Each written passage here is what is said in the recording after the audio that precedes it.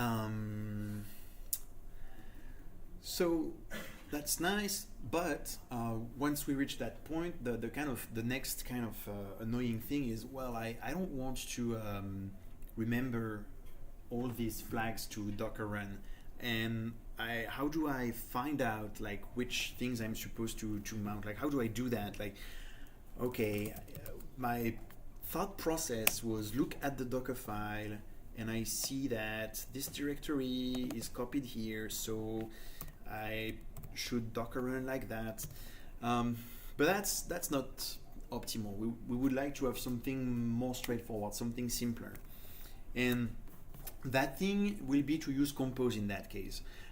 Compose allows us to, I say, encode Docker run parameters in a YAML file.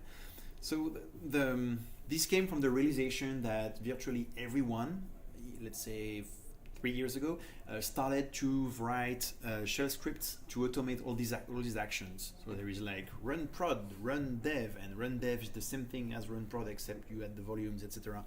And some people started to write tools to kind of capture the most common patterns, and Compose was like the most dev-friendly tool in that batch. So this is what using Compose looks like. So we have a Docker Compose YAML file, and I'm not even going to look in that Docker Compose YAML file. I'm going to acknowledge, oh, there is a Docker Compose YAML file, so I can do Docker Compose up, and let's do that.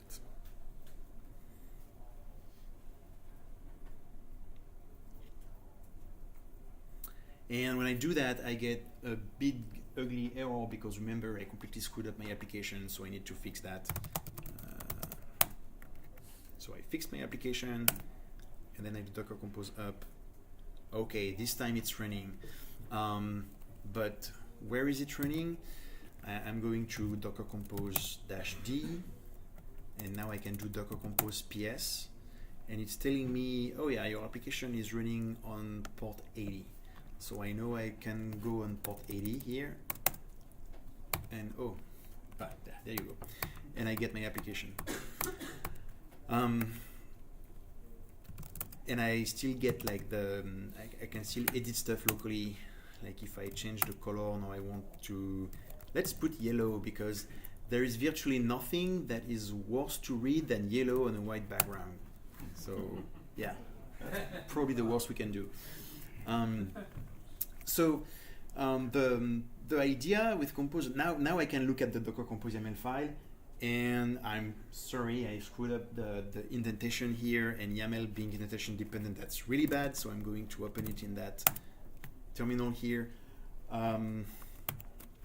So the Compose file says we have a www service.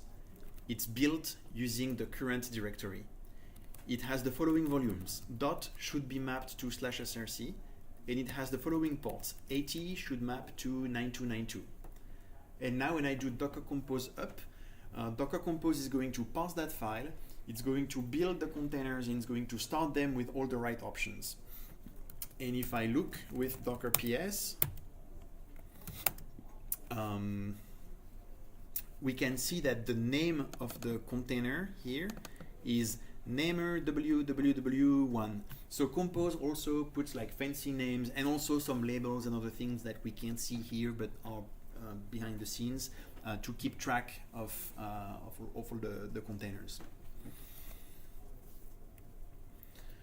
And one thing that I particularly enjoy is this kind of muscle memory that you can build on some specific file names. Like when there is a Vagrant file, you know that you can do Vagrant up.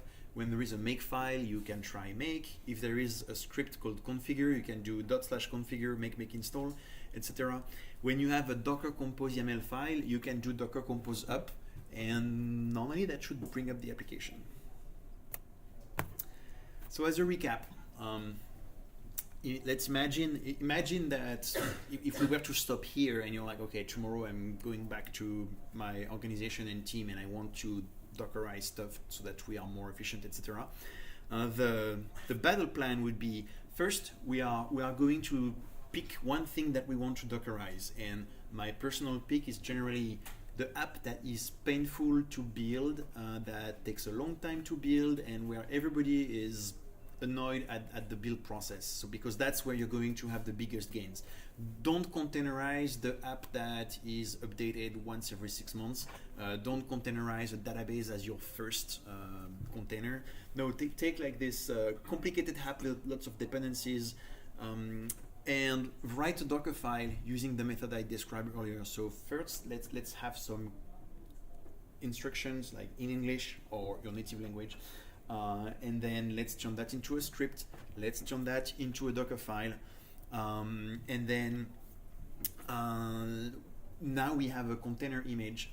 So depending on what the application looks like, if it's a simple like monolith with maybe like a front end and a database, then you just having the Docker file and a little script to start things is okay. If you have more components, then just write a compose file. We're going to see that in a few minutes, and at that point, when somebody needs to work on the app, you can tell them all you have to do is to git clone the repo, Docker compose up, and after 5 or 10 minutes, the time it takes like to build images, etc., you will be up and running on that app.